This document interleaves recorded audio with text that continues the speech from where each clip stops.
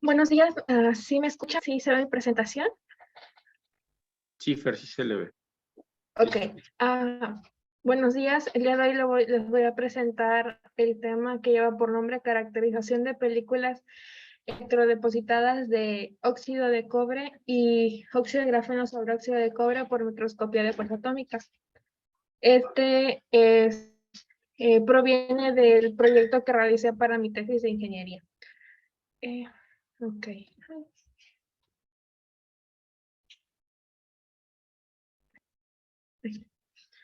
Ok.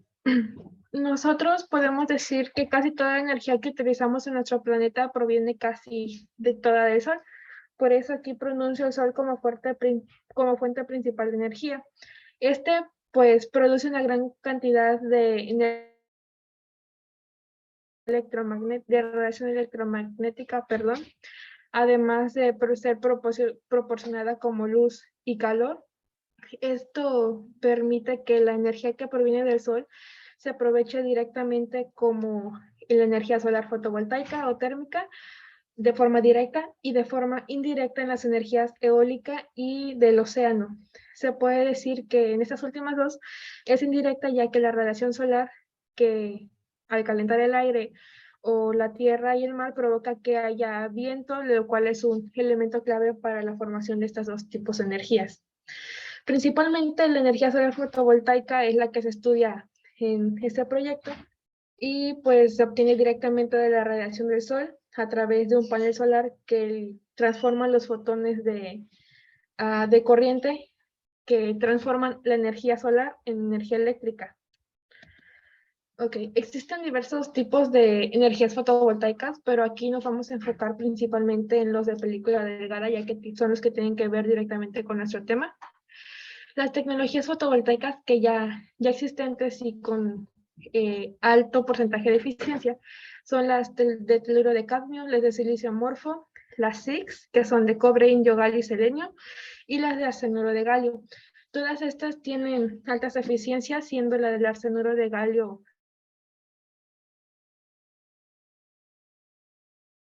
Todas estas son con un costo muy elevado. Y en lo que se debe al teluro de cadmio, el cadmio es altamente tóxico, así que son buenas opciones debido a la alta eficiencia, pero tienen esas desventajas. Es por eso que se buscan otros tipos de materiales para producir estas tecnologías fotovoltaicas que sean más accesibles, es decir, con menor costo y que los materiales sean abundantes, aparte de que tengan una baja toxicidad. En este caso, se puede tomar en cuenta el óxido de zinc y el óxido de cobre. Sin embargo, estos al depositarse juntos tienen un problema de estabilidad al momento de ser llevados a la práctica. Desde los años 80 hasta el 2013 se han llevado, bueno, en la actualidad también, pero las más relevantes se dieron hasta el 2013, en donde al trabajar con estos materiales se puede observar que en la práctica lo mayor que se pudo obtener de eficiencia fue un 2%, y pues esto no es lo realmente suficiente para ser completamente competitivas con las tecnologías ya existentes. Hasta ahora, estos tipos de fotovoltaicos nunca han alcanzado eficiencias en la práctica, simplemente en la teoría ya han alcanzado hasta el 12%, y pues esto es debido a que se relaciona con la calidad de este tipo de estructuras, las cuales pueden presentar defectos y pues al momento de utilizarlas se producen procesos de recombinación, lo cual hace que se dañen las celdas y que pues no produzcan el efecto que se requiere.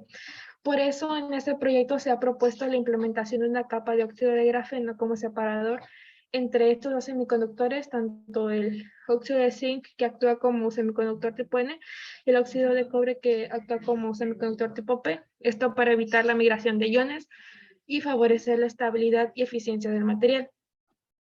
Principalmente, ¿qué es el óxido de grafeno? Bueno, este es un precursor del óxido de grafeno, por supuesto. Consiste en una red de átomos de carbono, principalmente del tipo sp2, y Pues por su estructura, tanto el óxido de grafeno como el grafeno poseen propiedades similares en el aspecto de que son transparentes. Sin embargo, tienen diferencias importantes en el aspecto de movilidad electrónica, es decir, en la conductividad.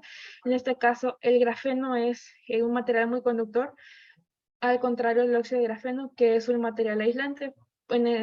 Por esta razón, el óxido de grafeno se reduce al momento de depositarlo para que no aísle el material semiconductor, en este caso con el que queremos trabajar. Bueno, para llevar a cabo los depósitos de estas películas delgadas, se trabajó con dos métodos: el electrodepósito pulsado para realizar los depósitos de óxido de cobre, el depósito electroforético para realizar el depósito de óxido de grafeno. De forma teórica, el depósito electroquímico o electrodepósito es un proceso por el cual un recubrimiento metálico es aplicado sobre una superficie a través de una corriente eléctrica, la cual es suministrada mediante pulsos a una determinada frecuencia. De forma práctica, esto tiene que ver con el uso de un electrolito en el cual sus iones se disocian y se produce ya sea una carga positiva o negativa. En este caso, se trabajó con la solución de sulfato de cobre para que al disociarse se formaran moléculas de óxido de cobre, las cuales presentan un estado iónico positivo. En este caso, al momento de aplicar el pulso de corriente, los iones se depositan en el electrodo con carga contraria, en este caso en el cátodo. Y el depósito electroforético, o EPD, es una técnica en la que las partículas cargadas en una suspensión coloidal estable se mueven a través del líquido debido a un campo eléctrico y se depositan en un sustrato conductor con carga opuesta, formando el material o película prevista. Realmente, la esencia del método es igual al del electrodepósito pulsado, sin embargo, la diferencia que tienen una de la otra es que en el electrodepósito pulsado se trabaja con un electrolito, y en el depósito electroforético, perdón, con una solución electrolítica, y en el depósito electroforético es un coloide, es decir, una suspensión, ya que pues el material no es realmente soluble en agua. Se trabajaron para el electrodepósito, se trabajaron con tres distintas condiciones, donde se varió la frecuencia en 10, 50 y 100 Hz, y una sola condición en el electrodepósito forético, que bueno, fue donde se realizó el depósito de óxido de grafeno, lo cual se utilizó un voltaje inicial de 2 volts, un voltaje final de 15, con un tiempo de pulsos cada 10 segundos.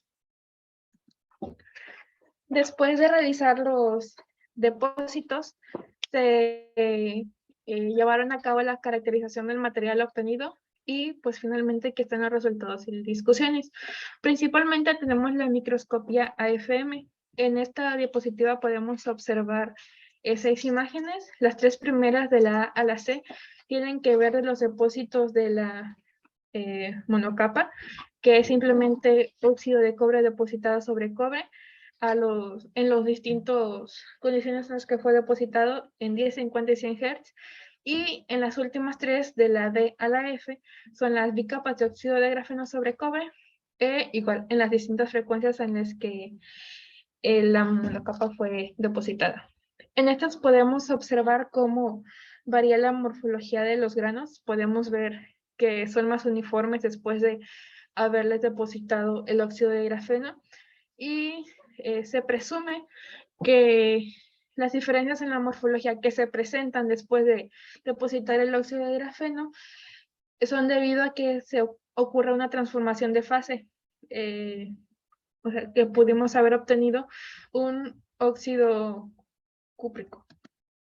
Después, también proveniente de la microscopía AFM, tenemos la distribución de la altura media de los granos.